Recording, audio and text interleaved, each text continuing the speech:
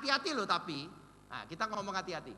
Memang 2008 semua orang sepakat pada waktu Desember lebih bagus dari 2007. Nah, kalau sesepakat, wah biasanya terus marketnya meludak, yang nggak ngerti-ngerti masuk karena kesenangan terus ikut banting harga. Kita sudah feeling waktu itu, ini kok nggak enak rasanya ini. Biasanya kalau market meludak kan malah nggak banting harga, tapi kita sudah punya feeling, rasanya waduh ini bakal terjadi sesuatu. Tapi kita nggak berani ngomong karena kalah sama ekonom kan, wah hitung-hitungannya pakai matematik apa? Kita kan orang marketing pakai feeling ya kan, kalah ilmunya ya kan. Kita sudah punya feeling, ini jangan-jangan bisa terjadi yang nggak karuan. Karena itu kita ingatkan, hati-hati ada 8 dangerous trap. Biasanya ini yang menyebabkan Anda itu melakukan perang harga. Terus yang 8 berikutnya kita sudah ngomong supaya tidak perang harga. Ini 8 kreatif strategi ini. Explore non Jawa, explore bottom of the pyramid, explore iExpress, market by market, internet, word of mouth community, efficient cost, experiential service. Sampai saya diundang Ibu Nani Wijaya. Ngomong di depan berapa orang itu? 400 orang. Wah, orang sak Jawa Pos dikumpulin semua. Dan sekarang salah satu yang dia paling ingat itu apa? iExpress. Ya toh? Ternyata orang itu kalau dikasih kesempatan diekspresikan seperti di Radar Surabaya itu suweneng, ya toh, Sutresno Bakir gitu ya, ketua PAN gitu. Wah, halaman 1, bayangkan halaman 1 kok dijual. Kalau zaman dulu kan enggak bisa itu. Tapi di Radar Surabaya bisa itu terjadi. Anything can happen di Jawa Post Group ini. Luar biasa, kreatif banget. Bu Nani bilang aku terinspirasi itu, iExpress itu. Dan sekarang Anda lihat Radar Surabaya itu luar biasa. Masa aku dibawa ke Jiwoknya Citra Raya itu, terus difoto pakai ngipasi brondok gitu, terus dijadikan halaman 1. Memangnya roto edan ya toh. Tapi zaman sekarang kalau enggak ngeden ya perang harga sudah. Kalau enggak kreatif perang harga. Oke, terus nah kuartal 1 mulai enggak enak. Loh kok berubah anginnya? Terus kita bilang, Anda mesti punya skenario loh. Skenario 1 kalau clear kayak gitu, kemudian skenario 2 kalau sudah mulai windy kayak gitu, skenario 3, wah skenario 4 paling worst. Jadi hati-hati kuning, hijau, orange sama merah. Kita lihat, coba lihat. Ini Indonesia itu sebetulnya kayak gini. Merah zaman 98-99 waktu kebakaran di Jakarta. Kuning, orange, kuning, mestinya semua orang itu sudah mikir 2008 itu akan hijau. Mestinya gini, coba lihat. Terus. Nah, 98-99 kayak gini, ini merah. Terus 2000 sampai 2005 sebetulnya sudah mulai kuning ya. Terus cuma lihat ini saham bagus terus tapi masih banyak bom. Coba lihat masih banyak bom ya, masih banyak bom. Jadi tidak merah lagi tapi sudah mulai kuning, mulai orange bukan kuning. Terus 2006 2007 ini kuning. Masih ingat Oktober 2005 bensin dinaikkan 100%, bensin yang disubsidi.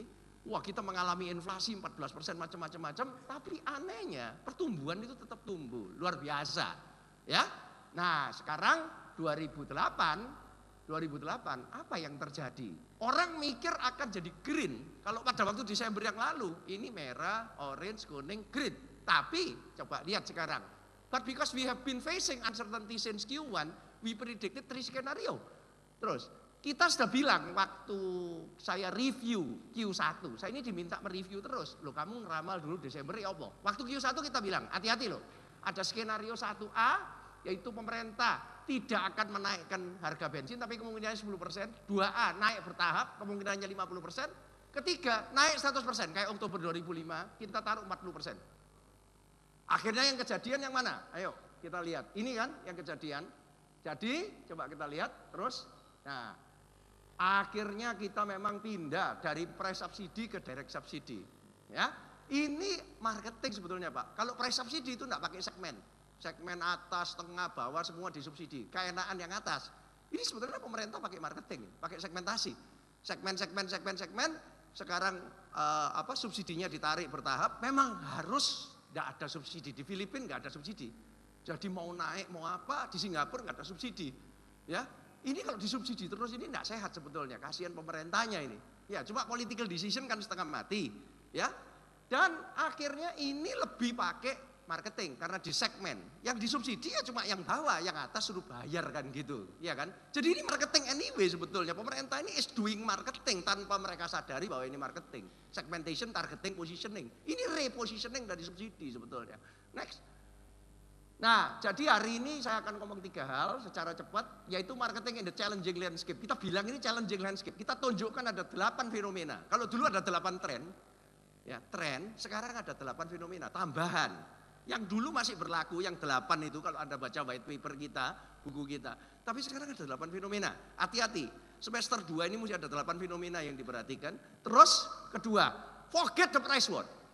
Jangan, sudah jangan. Buang itu pikiran jauh-jauh, ya, karena ada 8 reason. Terus ketiga, are you creative enough? Kita kasih 8 cara untuk menjadi kreatif. Oke, pertama kita masuk dulu dengan 8 fenomena. Ini 8 fenomena.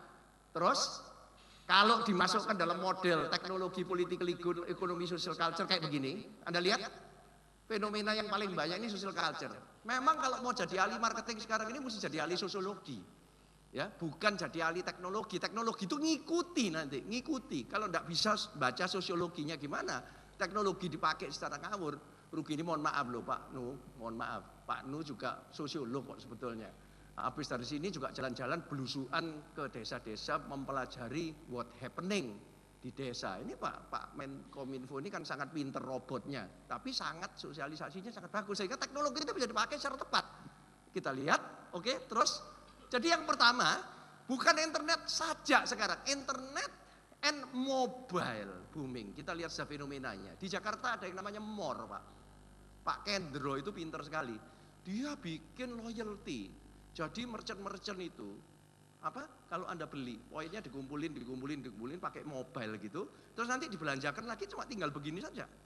Dipakai begini saja. Jadi mobile ini memang the future. The future itu not internet anymore. Nanti dengerin saja dari Pak Nu nanti. Internet itu nanti akan kesalip sama mobile. Mobile itu lebih personal. Banyak yang tidak mematikan mobilenya selama 24 jam. Dan pesan lewat mobile itu pasti dibaca. Bahkan ngeriwui kadang-kadang ya toh. Internet enggak dibaca, enggak dijawab pasti oke. Tapi kalau mobile enggak dijawab rasanya enggak sopan. Jadi mobile marketing itu nanti the future, bukan internet marketing ya. Dan sudah kelihatan tanda-tandanya. Terus kedua, inflation is the new political challenge. Ya, sekarang political challenge. Pak SBY sama Pak JK ini kasihan juga, presiden sama wakil presiden, tapi banyak tergantung sama 2 orang yang di atas itu. Ya, dan hebatnya sekarang, makanya Anda tidak perlu takut, kenapa? Otoritas moneter itu Pak Budiono, kredibilitasnya luar biasa, tidak banyak ngomong, kerjotok. Pagi ini saya sebetulnya diundang Pak Budiono, mati ndak? Aku harus presentasi di Bank Indonesia karena saya ini masuk komite ahli syariah banking. I'm the only non-Muslim yang diangkat secara resmi oleh gubernur yang lama tentunya pakai surat angkatan. Ini komite ahli perbankan syariah untuk mempromot karena sampai sekarang belum maju.